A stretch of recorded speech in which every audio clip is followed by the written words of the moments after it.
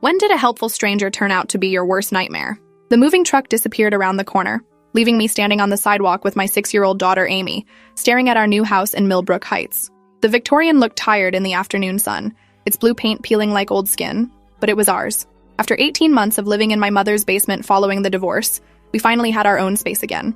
Amy clutched her stuffed rabbit closer as she surveyed our new neighborhood, and I felt that familiar knot of anxiety in my stomach.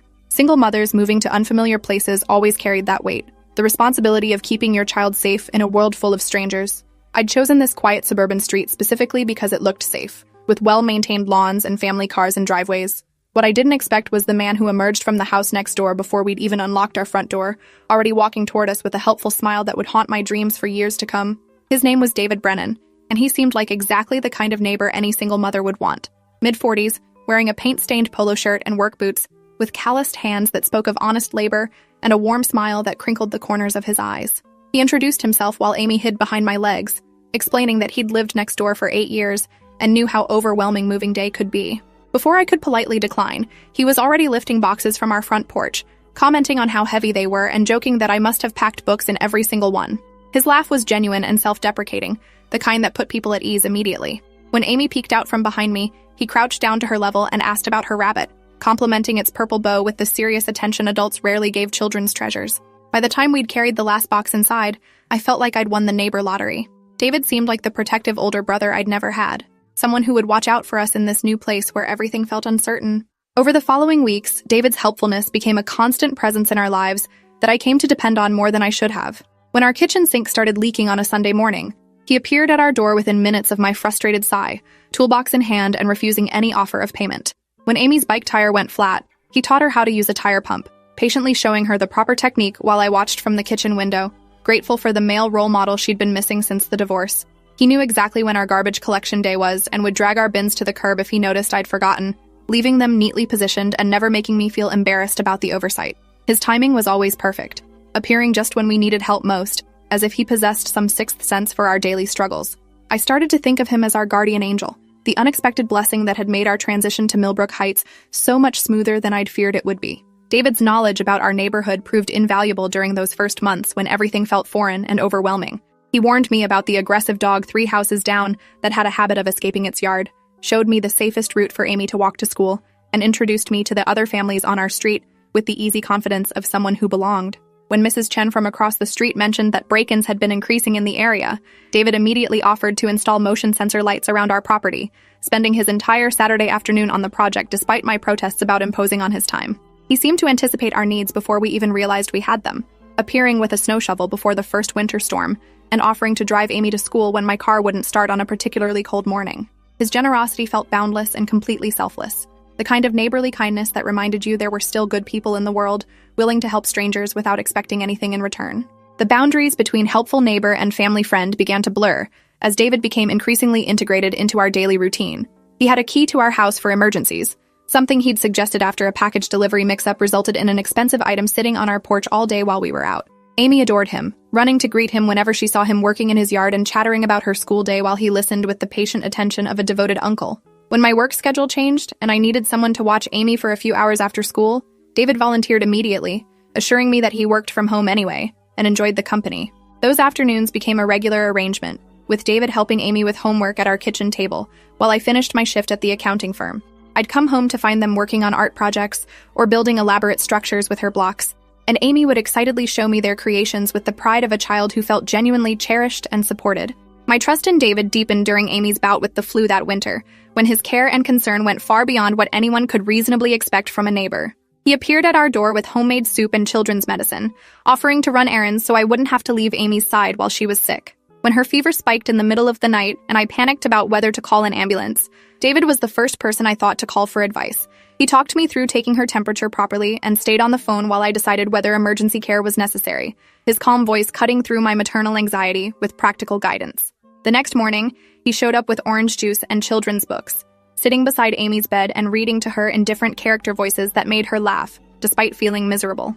His devotion to her well-being felt paternal in the best possible way, like having a co-parent who genuinely cared about her happiness and health. I found myself wondering how I'd managed to be so lucky, finding someone who treated my daughter with such authentic love and attention. David's integration into our lives reached a new level when he offered to babysit Amy during my first date since the divorce, something I'd been avoiding for months because finding trustworthy childcare felt impossible. Marcus, a colleague from work, had been asking me out for weeks, and David's enthusiastic encouragement finally convinced me to accept. He insisted that Amy would be perfectly safe with him, reminding me of all the afternoons they'd spent together and how comfortable she felt in his care. That Saturday evening, I left them planning a movie marathon with popcorn and blankets, Amy bouncing with excitement about their special night, while David assured me to take as much time as I needed. The date went well, but I found myself checking my phone constantly, worried about leaving Amy with someone who wasn't family despite months of evidence that David was completely trustworthy. When I returned home around midnight, I found them both asleep on the couch with a Disney movie still playing, Amy curled up against David's side like he was her own father. The scene filled me with such gratitude and relief that I actually teared up, finally feeling like we'd found our place in this new community. Spring brought subtle changes in David's behavior that I initially dismissed as signs of increased comfort and familiarity between us. He began dropping by more frequently, sometimes without specific errands or offers of help, just wanting to chat over coffee while Amy played in our backyard. His conversations grew more personal, asking detailed questions about my marriage, the circumstances of my divorce, and my ex-husband's relationship with Amy that felt intimate but not inappropriately so.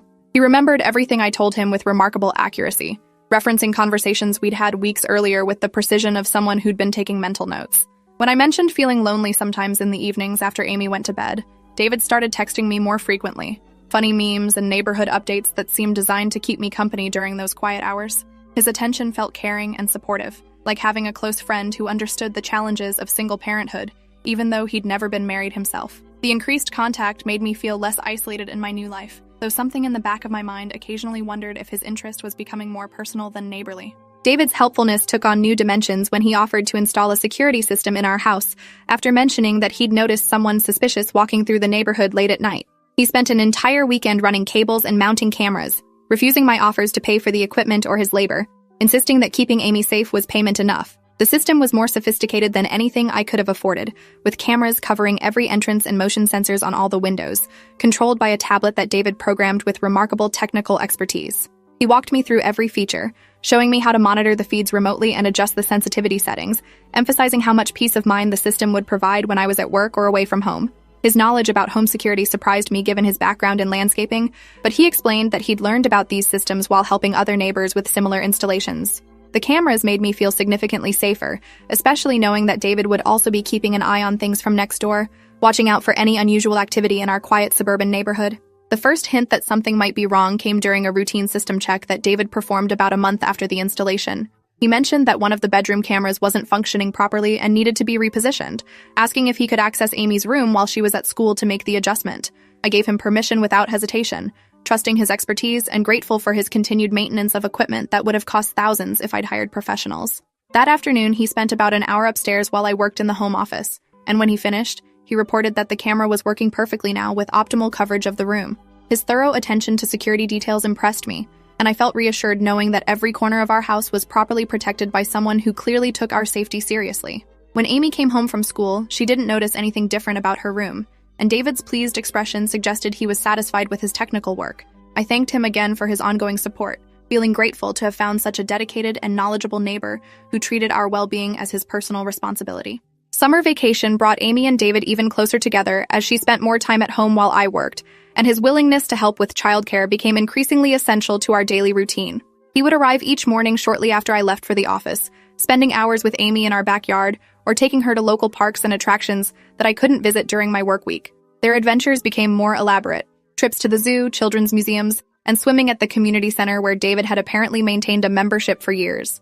Amy would greet me each evening with excited stories about their activities, showing me photos they'd taken together and drawings she'd made of their expeditions. David documented everything meticulously, creating photo albums and keeping detailed records of Amy's interests and achievements that rivaled anything a devoted parent might compile. His dedication to her entertainment and development went far beyond casual babysitting, approaching the level of care that felt almost familial. I began to worry that I was taking advantage of his generosity, but whenever I suggested alternative childcare arrangements, David insisted that spending time with Amy was the highlight of his day, and something he looked forward to each morning.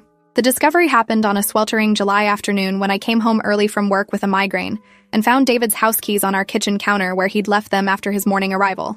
Amy was napping upstairs, exhausted from their trip to the aquarium, and David had stepped out to run errands, planning to return before she woke up. I decided to return his keys immediately rather than wait for him to realize he'd forgotten them, figuring he might need them before coming back to our house. His front door was unlocked, which seemed unusual for someone so security conscious, but I called his name as I entered to avoid startling him if he'd returned without my noticing.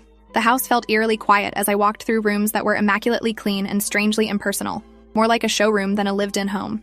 I placed his keys on the kitchen counter and was turning to leave when I noticed something that made my blood freeze. A wall of photographs in his living room that I'd never seen during my few previous visits to his house.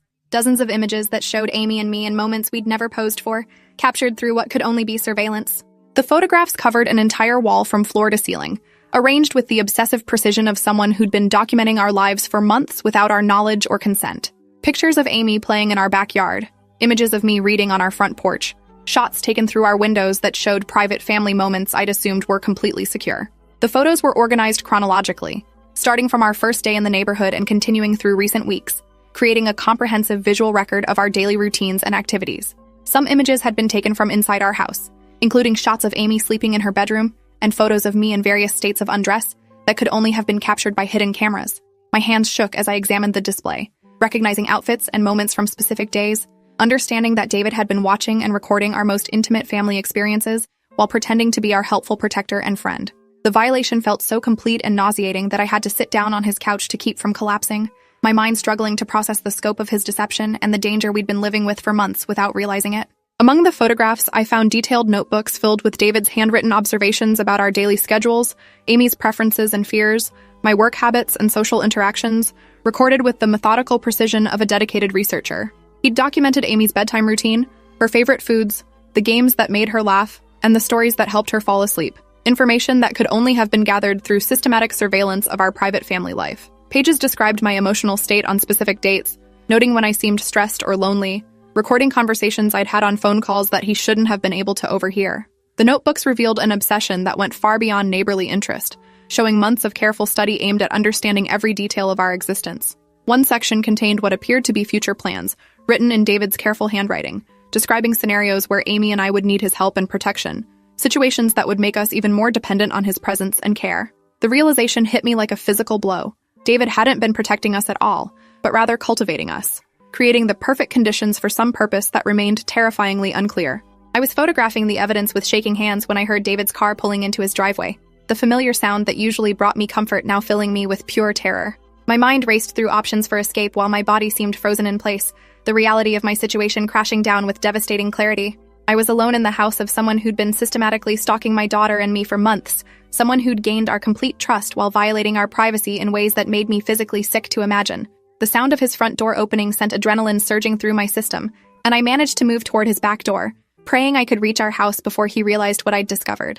But David's voice called out cheerfully from the kitchen, asking if I'd come to retrieve his keys, his tone carrying the same warm friendliness that had fooled me for so long. I forced myself to respond normally, thanking him for watching Amy and mentioning that I needed to get back to work, while every instinct screamed at me to run as fast as possible. His footsteps approached the living room where I stood surrounded by evidence of his obsession, and I knew with absolute certainty that my life and Amy's life had just changed forever. David appeared in the doorway with his usual helpful smile, but his expression shifted immediately when he saw my face and realized I'd discovered his wall of photographs. For a moment, we stared at each other in complete silence, the pretense of normal neighborly interaction evaporating as the truth hung between us like a physical presence. His smile didn't fade entirely, but it took on a different quality, less warm, more calculating, as if he were rapidly assessing this new development and its implications for his carefully constructed plans. When he spoke, his voice maintained that same friendly tone, but the words sent ice through my veins as he calmly asked if I'd found what I was looking for and suggested we should probably have a conversation about what I'd seen.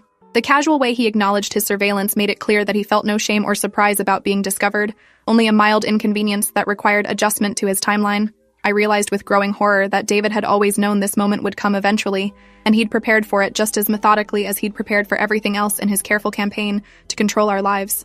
My phone was in my purse in our kitchen.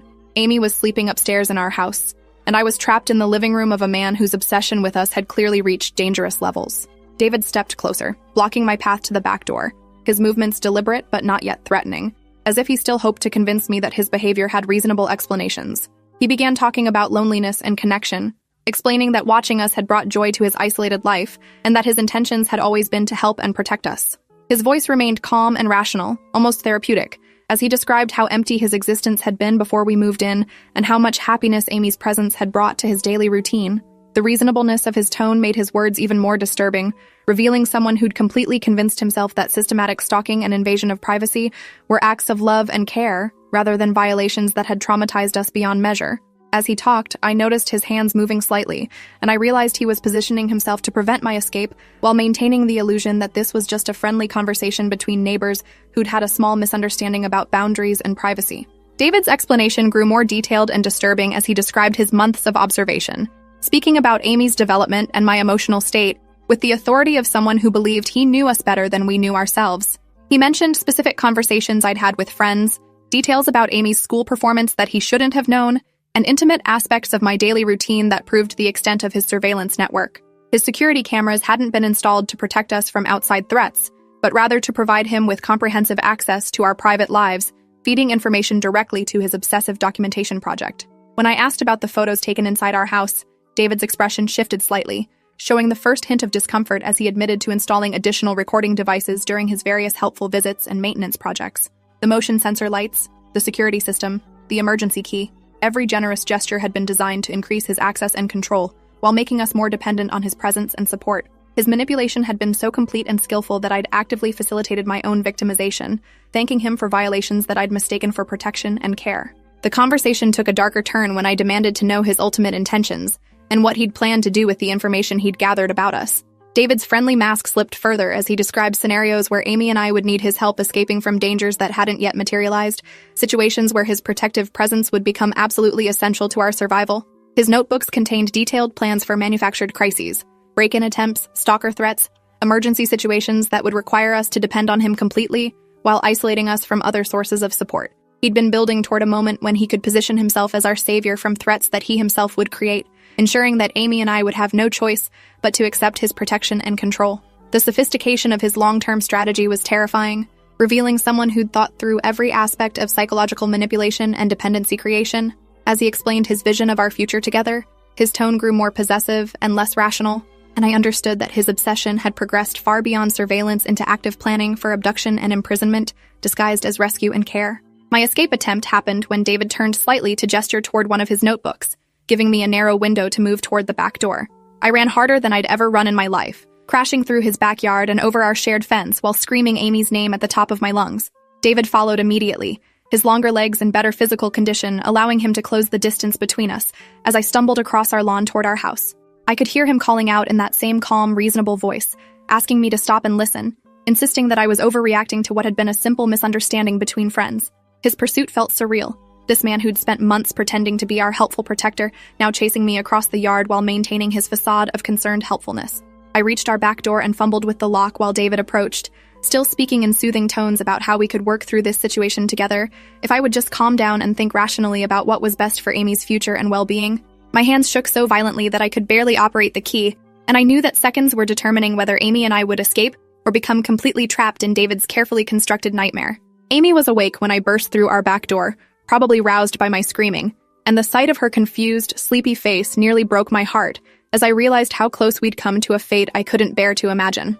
I grabbed her hand and my purse in the same motion, pulling her toward our front door while David's voice called through our house, closer than I'd expected, meaning he'd followed me inside despite my desperate attempt to lock him out.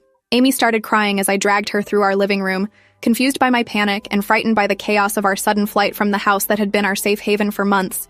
I could hear David moving through our kitchen, his voice still maintaining that eerily calm tone as he called my name and asked me to please stop running from someone who only wanted to help and protect us. The sound of his footsteps on our hardwood floors, in the house where we'd felt so secure, where he'd been welcomed so many times, made me nauseated with the realization of how completely our sanctuary had been violated. We reached our car in the driveway just as David appeared at our front door, no longer bothering to hide his determination to prevent our escape, his helpful neighbor mask finally slipping to reveal the predator underneath. The drive to the police station passed in a blur of Amy's terrified questions and my attempts to provide reassuring answers while my hands shook on the steering wheel. I kept checking my rearview mirror for David's car, half expecting him to follow us, but the street behind us remained empty as we left our neighborhood and everything we'd thought we knew about safety and trust.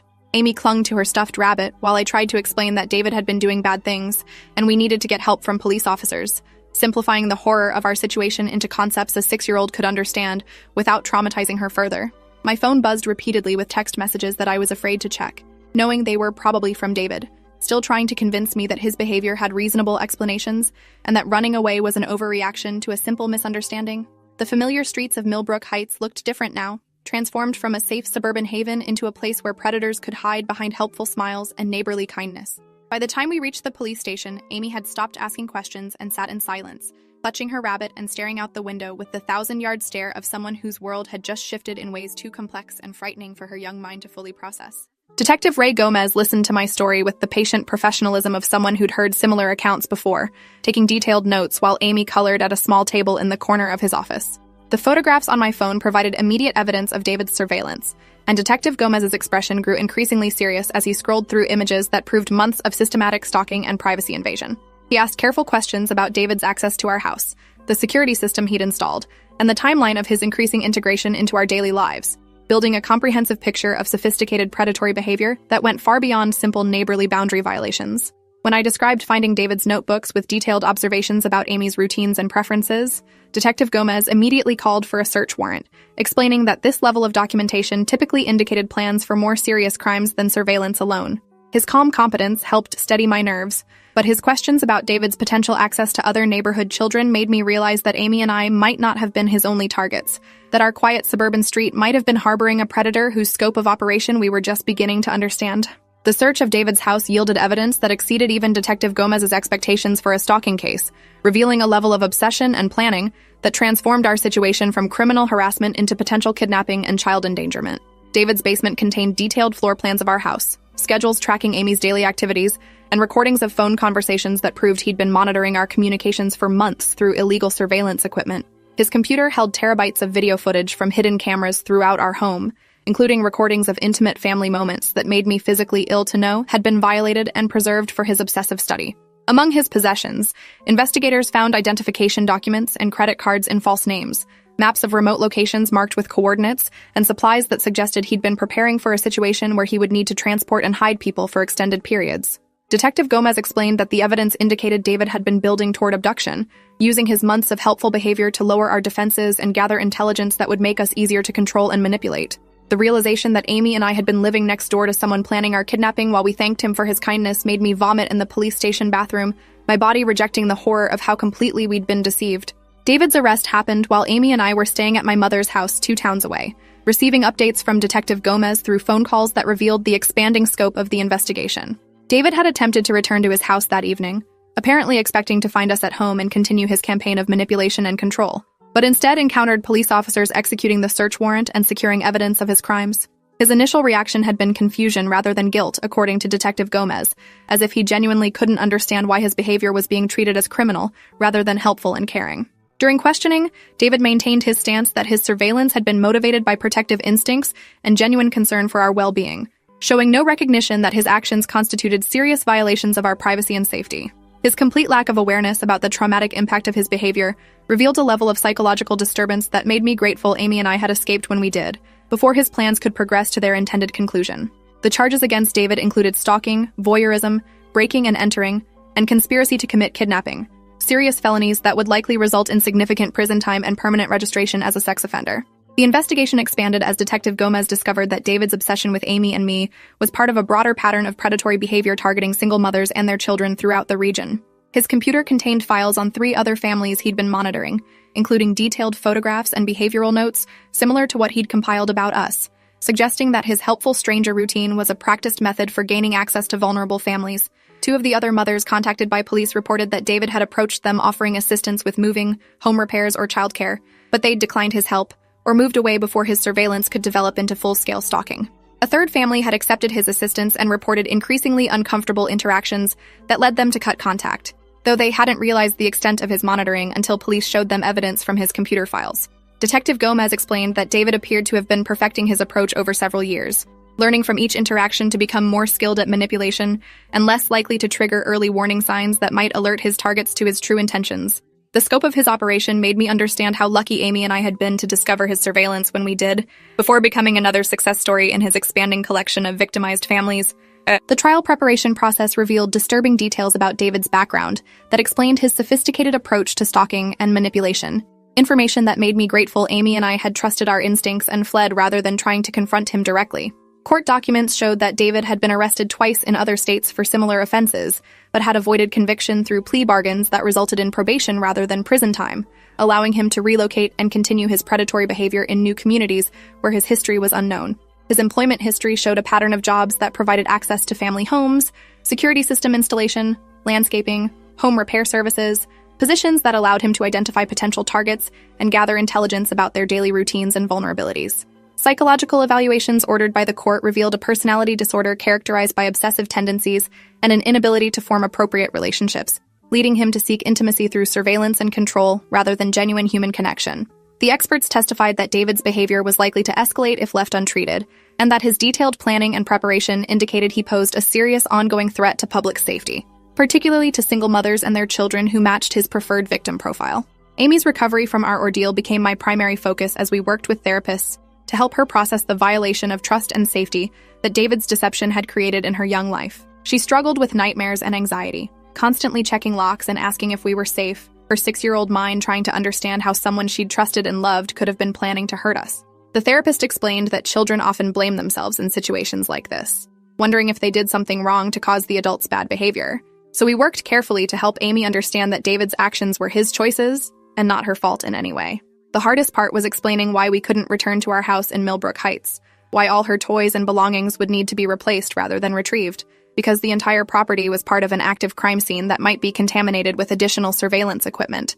Amy grieved for her bedroom, her backyard, and the life we'd been building there, not understanding why David's actions meant we had to start over again in a new place with new routines. Her resilience amazed me as she slowly began to trust again, but I knew the experience had changed her in ways that would probably affect her relationships and sense of safety for years to come. The sentencing hearing provided some measure of closure as David received 15 years in prison for stalking, voyeurism, and conspiracy charges, with mandatory registration as a sex offender and prohibition from unsupervised contact with minors upon his eventual release.